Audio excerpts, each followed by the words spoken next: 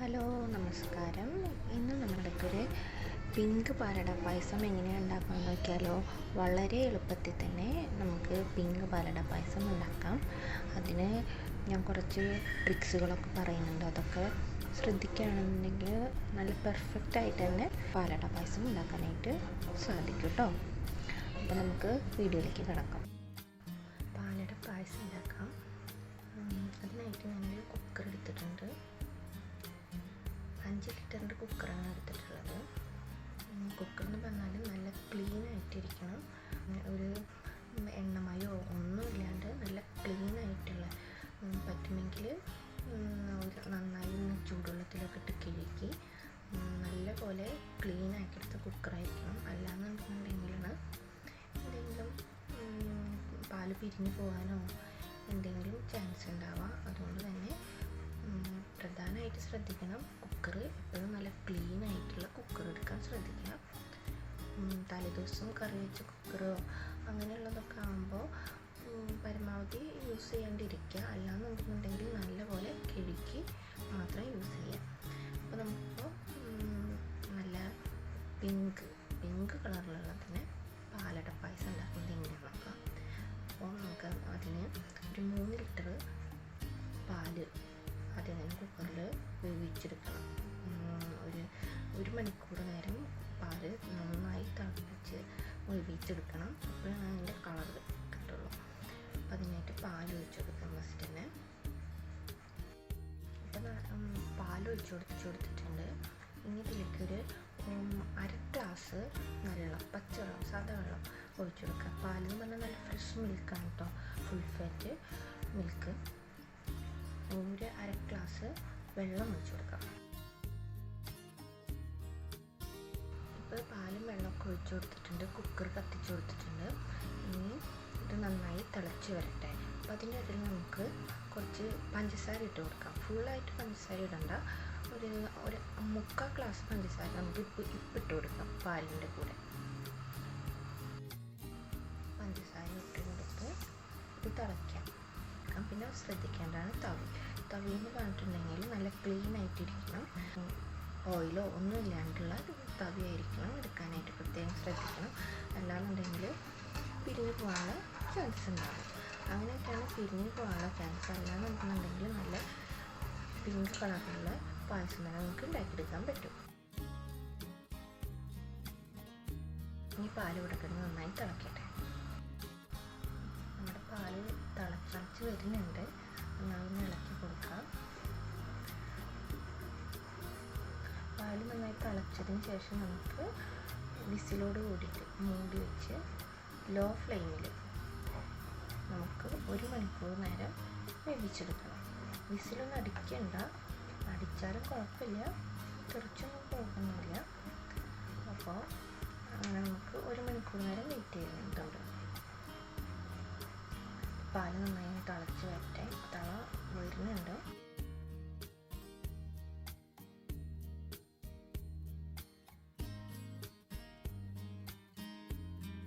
പാലിത് നന്നായി തിളച്ച് വന്നിട്ടുണ്ടെങ്കിൽ നമുക്ക് മൂടി വെച്ച് അടയ്ക്കാം. ഇരിക്കണം. വിസിലിട്ട് കൊടുത്തിട്ടുണ്ട്. എൻ്റെ ബർണറിൻ്റെ ഏറ്റവും വലിയ ബർണറിലാണ് ഞാനിപ്പോൾ വെച്ചിട്ടുള്ളത്.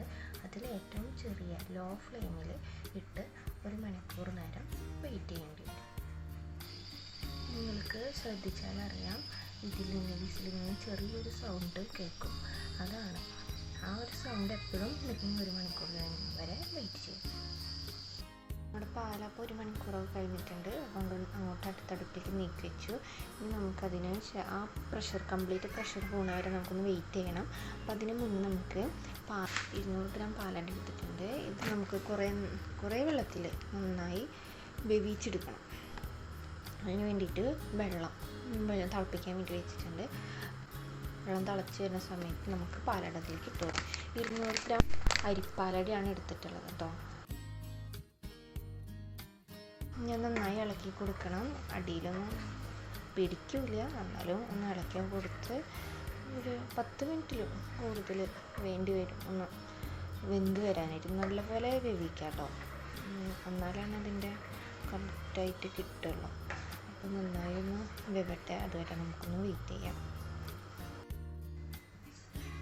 നമ്മുടെ പാലട നന്നായി വെന്തിട്ടുണ്ട് കേട്ടോ. നല്ലപോലെ വെന്തിട്ടുണ്ട്. നല്ലപോലെ വെന്തിട്ടുണ്ട്. ഇനി നമുക്കിത് ഒരു അരിപ്പയിൽ കുറ്റിയെടുക്കാം. എന്നിട്ട് അതിനെ നന്നായി പച്ചവെള്ളം തന്നെ ഉപയോഗിച്ചിട്ട് നന്നായി കഴുകണം. അരിപ്പ വെച്ചിട്ടുണ്ട്, അതിലേക്ക് നമുക്കിത് ഒഴിക്കാം. നല്ലപോലെ വെള്ളം തന്നെ, നമ്മൾ സാധാ പൈപ്പിലത്തെ വെള്ളം തന്നെ ഉപയോഗിച്ച് നന്നായി കഴുകാം.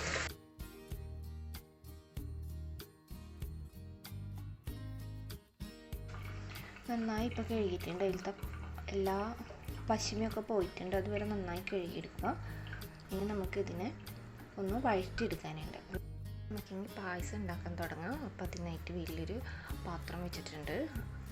അതിലേക്ക് നമുക്കൊരു ടേബിൾ സ്പൂൺ നെയ്യ് ഇട്ട് കൊടുക്കുന്നുണ്ട്. അതിലേക്ക് നമുക്ക് കഴുകി നന്നായി ആക്കി വെച്ചിട്ടുള്ള പാലട ഇട്ട് കൊടുക്കാം.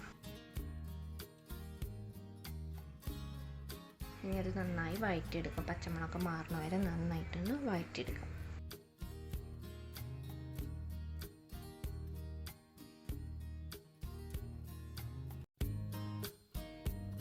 നമ്മുടെ അടയുടെ വെള്ളമൊക്കെ വറ്റി നന്നായി വഴണ്ട് വന്നിട്ടുണ്ട്.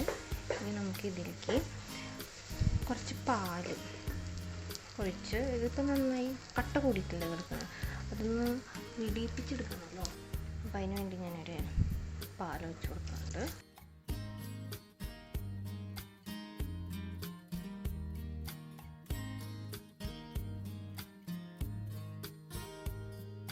ഈ കട്ടകളൊക്കെ നന്നായി ഉടച്ചെടുക്കാം. ഈ പാലൊക്കെ കഴിക്കോളൂ.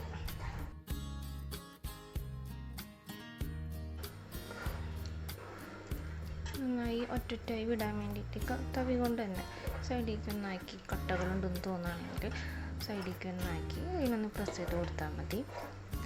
അതുകൊണ്ട് വിട്ടുപോകും.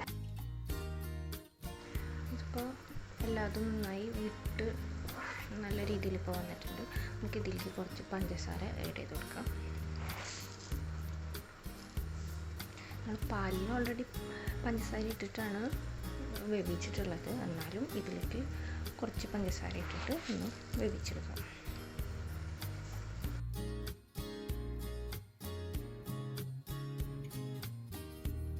ഇപ്പം എല്ലാം ഒന്ന് റെഡിയായി വന്നിട്ടുണ്ടെങ്കിൽ നമുക്ക് നമ്മുടെ പാല് നോക്കിയാലോ.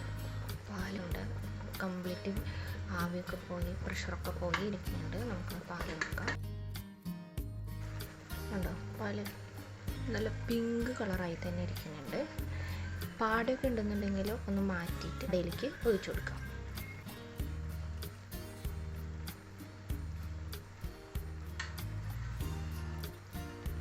കുറച്ച് പാടുള്ളൂ, അത് നമുക്ക് തവി കൊണ്ട് തന്നെ മാറ്റാം.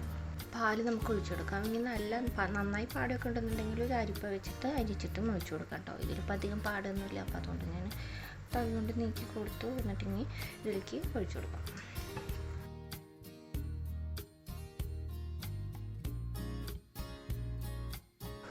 നന്നായി ഇളക്കി കൊടുക്കാം. എന്താ നമ്മുടെ പായസം ഇപ്പം തന്നെ നല്ല കളറൊക്കെ ആയി. പഞ്ചസാര നോക്കിയിട്ട് മധുരം പോരുന്നുണ്ടെന്നുണ്ടെങ്കിൽ പഞ്ചസാര കുറച്ച് ഇടയാം കേട്ടോ. ഇടയ്ക്കിടയ്ക്കൊന്ന് ഇളക്കി കൊടുത്തുകൊണ്ടിരിക്കണേ, അല്ലാന്നുണ്ടെങ്കിൽ പാടൊക്കെ ഇട്ടും